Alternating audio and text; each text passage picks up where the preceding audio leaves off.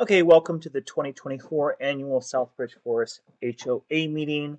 We're going to talk about a lot of different cool things at the meeting tonight. I'd like to thank everyone for attending because without you, this wouldn't be possible.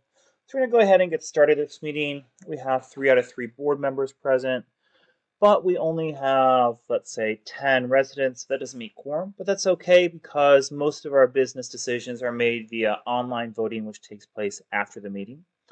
I'm going to go ahead and get started with the first slide here. So the agenda is going to be conducted via Robert's Rules of Order, and we have some welcome presentations. Then we have a financial review, what the HOA is, just in case we have some new members here. We're going to review last year's votes to see what the community thought about a variety of topics, go over some accomplishments and challenges we faced this year, prioritize our goals for next year, go over our important board of director nominations, review our annual survey questions. We're going to go through a budget ratification and a question and answer period. And because we don't have quorum, we're not going to be able to do the budget ratification tonight. We're going to go ahead and send it out to our online vote, which people can vote on from October 2nd, starting tomorrow, till the end of November, November 30th. So we give you about 50 days to get that in, so you have lots of time to vote. So my name is Roland Elliott. I've lived in the neighborhood since about 2000, so 24 years. I have 2 lovely kids that go to Rivergate Elementary School, and this is, I think, my second or third year being on the board here. I started in December of 2021 when they couldn't find a president to work on here, and that's about it for me. So if I could have Jessica introduce yourself, blah, blah, blah. And then Caitlin, introduce herself, blah, blah, blah. Okay, great. So the next thing on the agenda is we're going to review last year's votes. And actually, before that, we're going to go over the purpose of the HOA. So the purpose of the HOA is to collect money from owners to maintain our 2 common areas, which is our quarter-acre lot in the front, which has a stone monument with the HOA neighborhood's name on it, Southbridge Forest. And then we also have about 11 or 12 acres in a neighborhood park that's located at 14805 Canefield Drive. And then we are also to enforce the rules in the neighborhood. A basic financial review of this year is we have about $70,000 in CDs at approximately 5%. That gets us about $3,005 worth of interest every year. And at the close of December, we estimate we'll have about $22,000 in operating funds for around $90,000 a year in our total assets. And a lot of people don't understand that an HOA is made up of all the people in the community. They think it's just some company that you pay for services, when actually it's your company that you own.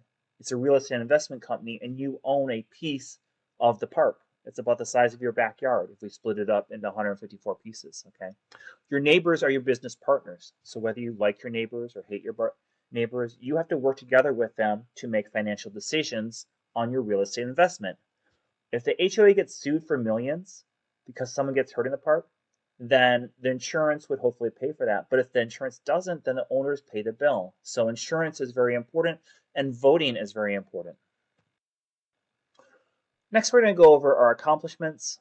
The HOA has historically had about $30,000 in assets every year. So if we look at 2018, which is the farthest year back I have records on, when I was appointed president, that's as far as back as the records went.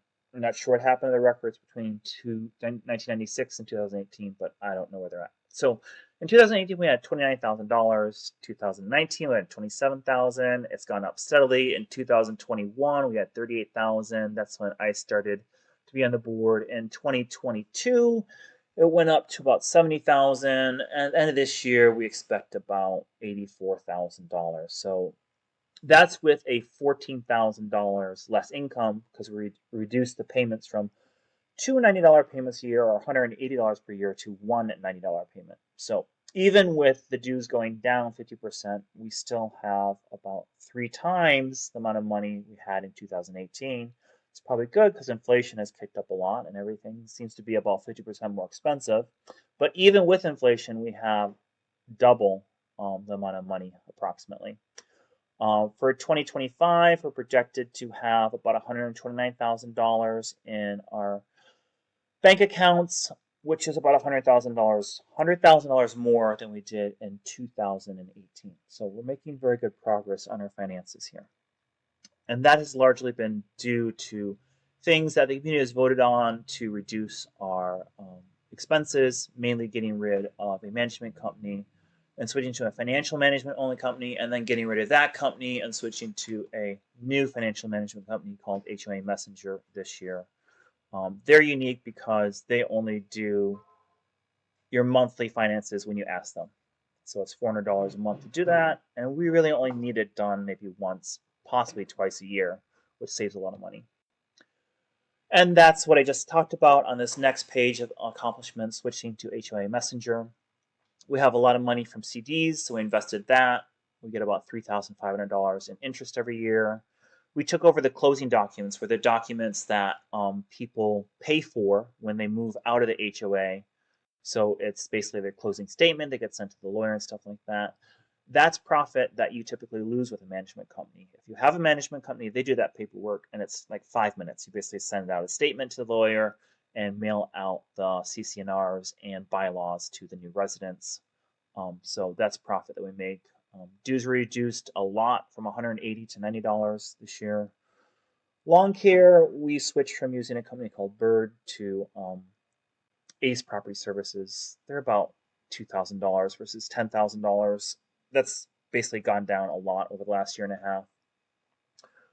Later this year, or maybe early next year, we're supposed to get about $48,000 in easement money from the city of Charlotte. And when you vote online starting tomorrow, you'll see the requested new bylaw changes that we want. A lot of people confuse bylaws with the CC&Rs. Bylaws do not really apply to the residents. Those are the rules that the board of directors, the 3 people that handle kind of the day-to-day operations for the HOA, are restricted to. So it doesn't really affect the owners that much, but it goes over a lot of things that will make the HOA more democratic. And then I created a YouTube channel for just to go over standard operating procedures to help out people that are new to the board. And this is just a screenshot of the YouTube channel that was created. Okay, so the challenges we've had this year. We spent last year about $2,000 to dredge out the park dishes and hopefully to make the drainage better. It really didn't help that much this year. We also had record amounts of rain in May, about 7 inches, when we normally only get, I think, 3. So maybe that was a factor, but the dishes were still kind of full of stagnant water in late spring. Clark Sensen Miller, our old financial management company, was a headache. They had constant mistakes. We got rid of them because the amount of time it took to babysit them was more than the time it took me to just do the work themselves with the other board members. The main challenge, we have a lack of volunteers. We had to send out letters looking for the secretary because no one has volunteered. There's a lack of attendance at board meetings. I know some people think that should be spelled BORED meetings because they're boring, but they're very necessary at the same time. So it's your business, it's your real estate investment. We'd encourage you to come to those meetings. And then there's been a lack of inspections due to lack of volunteers. Basically, at the end of 2023, 2 board members quit. Okay, one formally quit, the other one just stopped attending meetings for the rest of the year. So there's very little that one person can do as the board. And although we did appoint a new vice president, it does take a while to onboard new board members and get them up to speed. And we just started with Caitlin as a new secretary in August, basically. So with all that going on, it was hard to get a lot done this year. So next we're going to go over the annual vote results. We had a very, very good turnout last year for the voting results. About 40% of the entire neighborhood showed up. The first question was on what kind of social activities you might like to participate in. The ice cream social, we had that in June with the cornhole tournament. And we had, I think, had a pretty good turnout. About 15 or so people turned out for that. And I think everyone had a really good time. But we'll try to do some more stuff because we can get grant money just for being neighborly and nice to each other, which is really cool that the city of Charlotte provides that opportunity. So we're going to try to get water installed in the park this year. So if you take your dog there and the dog needs a drink or you needed a drink, there'll be water there. If you want to have a cookout, there'll be water there. And then if we need to water the trees or any of the landscaping, we can do that as well with the water. The next question was, should we only pay HO dues once a year? And about 85% of people said yes, and that's what the board enacted. The next was, should we try to apply for a $10,000 placemaking grant that would only apply to the public front entrance? That's located at Smith and Southbridge Forest Drive. It doesn't apply to the park. You can't apply for private parks, okay? It would only be public areas like the front entrance.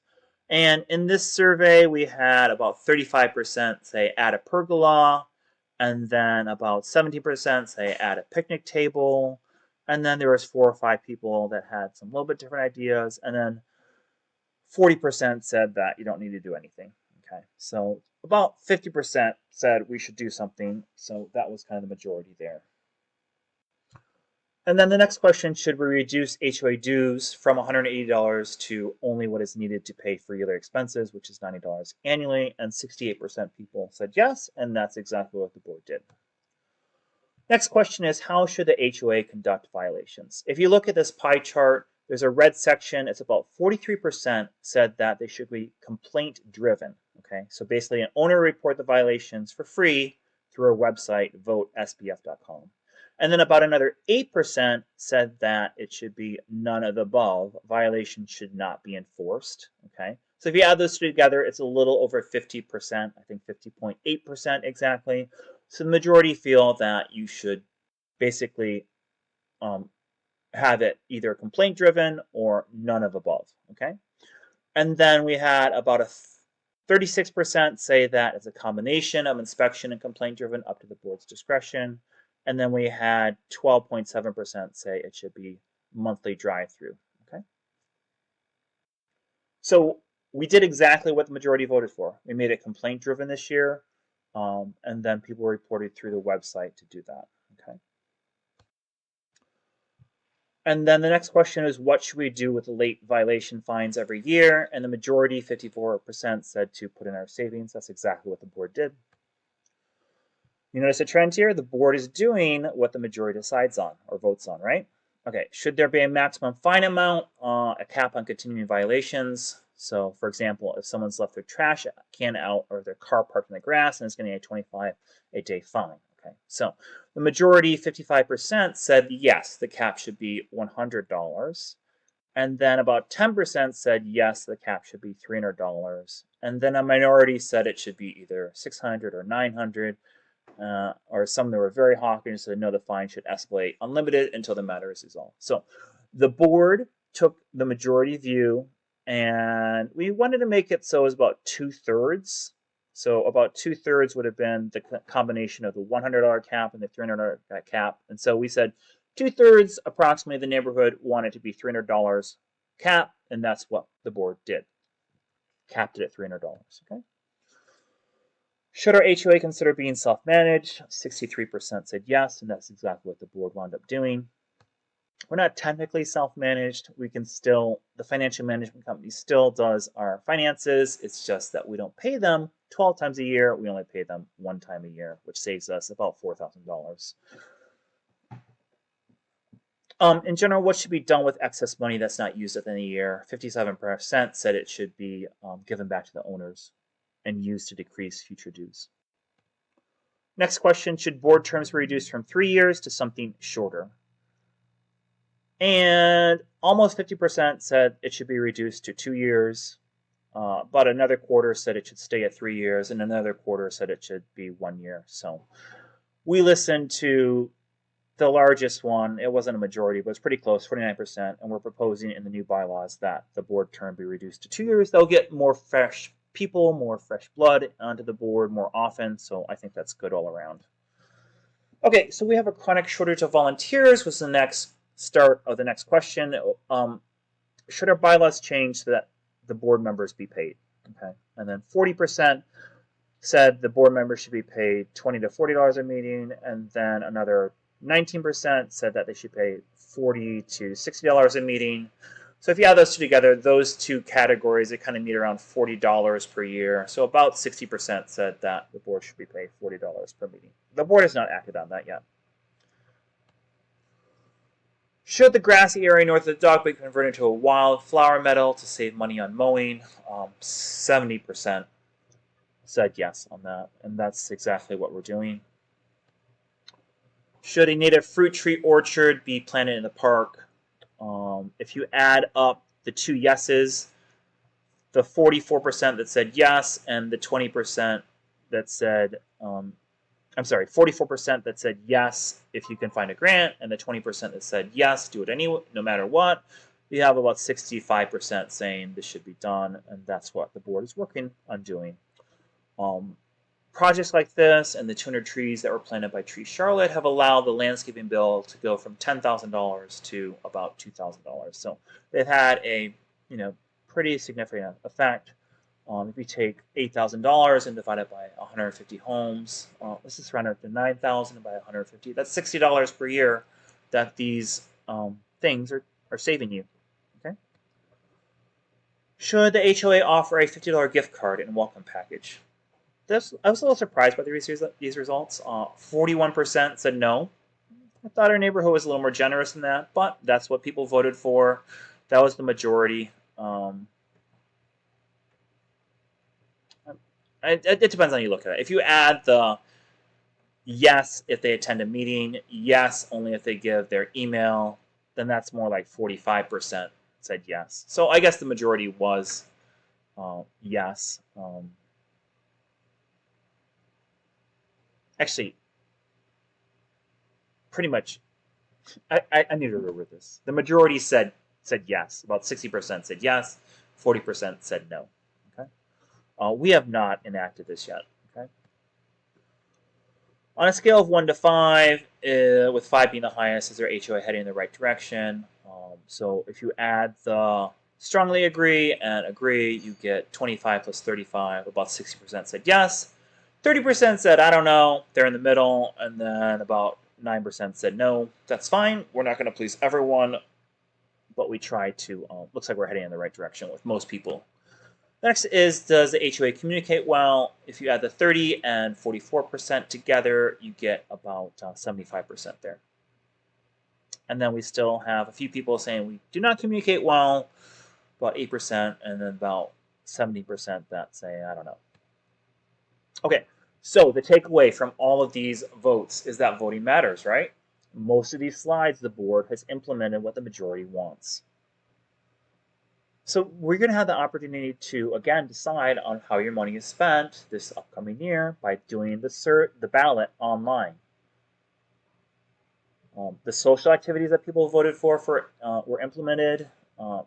Becoming self-managed with HOA Messenger software was implemented. Lawn care expenses were reduced, which is what people voted for. Excess funds are going to be credited to you. You'll notice that next year's budget has lower dues, and non-dues income was increased from about $0 to $7,000 a year. Okay, so that's like closing documents, interest, stuff like that. Okay, our income in the past, I think we're the first board that actually has positive income. Pretty sure from 1996 to 2021, for the last 25 years, they didn't have any investments, they didn't have interest, and they didn't have any closing docs or anything that they made money off of. Okay. Last thing is, when you vote, there's always going to be winners and losers in the vote, right? So our job is difficult because everyone's not going to be happy with the changes. The philosophy is the minority gets to voice their opinion, but the majority vote gets to rule. Okay, that's how democracy works. So our goals for 2025, there's lots of questions about whether you want to pay for certain park upgrades. We want to update the bylaws and CC&Rs, finish the wildflower meadow in the spring, apply for a pollinator gardens grant for a bulb that's already been done, apply for a $10,000 project grant for improving the front entrance, apply for another grant to get water utilities for a park, hopefully install a new multi-use athletic court. That's another question on the ballot this year with the easement money we get from the City of Charlotte. But realistically, the board members are busy and expect similar for the last couple of years. Okay, so reducing expenses and getting more for less. This is one of the most important parts of the meeting next on the agenda. Board of Director nominations.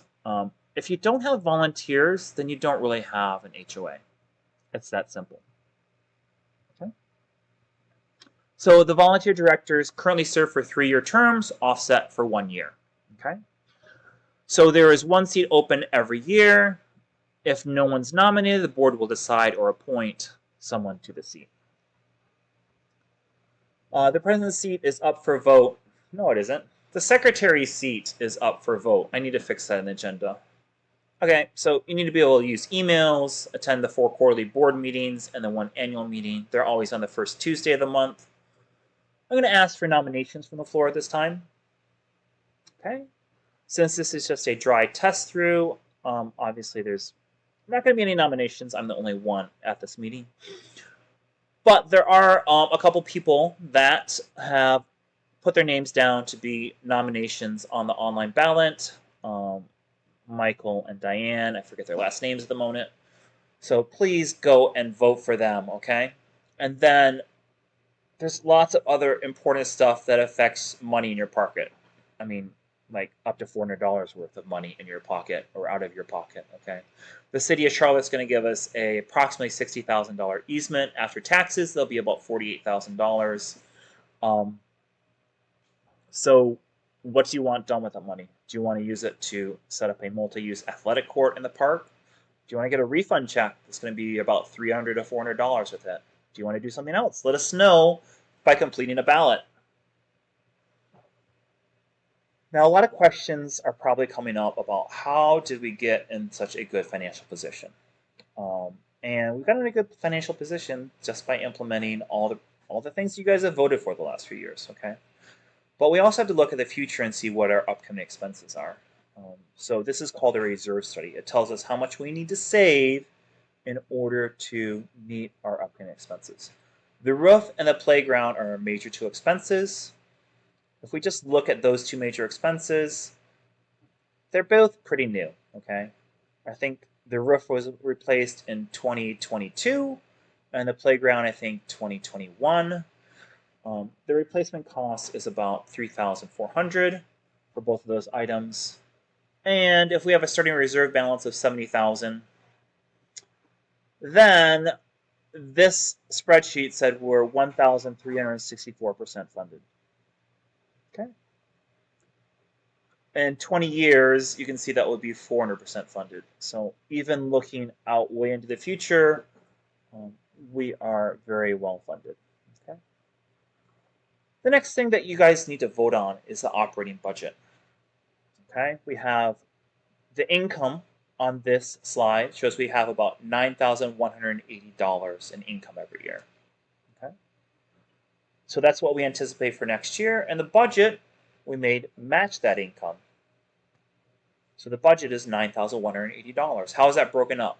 Okay, so the first yellow section is what I call administrative fees. There's stuff like postage, management software costs for HOA Messenger, Google Meets video software. If you add all that stuff together, it's about $1,300 or so. And then we have taxes, it's about $600. Insurance, about $2,000. Amending the HOA government's about $375 there. The landscaping is the green section below. That is about $2,500 if you add up those 3 things. Electricity bill is about $500 a year. Installing gutters on the picnic shelter is something that's going to prolong the life of that picnic shelter. I painted and caulked all the wood columns last year. There was some minor rot occurring, which is probably, expected given that it's probably 15 or 20 years old. But anyways, right now it's pretty good condition. We just need to keep them in the maintenance, painted every 5 or 6 years, and those gutters will prevent a lot of rainwater from hitting the ground and then splashing on the wood columns. So it'll be a good long-term maintenance prevention there. And plus, it'll keep a lot of water out of the green grassy area, which tends to be swampy in the spring. We have $300 for social activities and 10% for a contingency fund. So you need to vote on this, whether you approve this budget or reject it.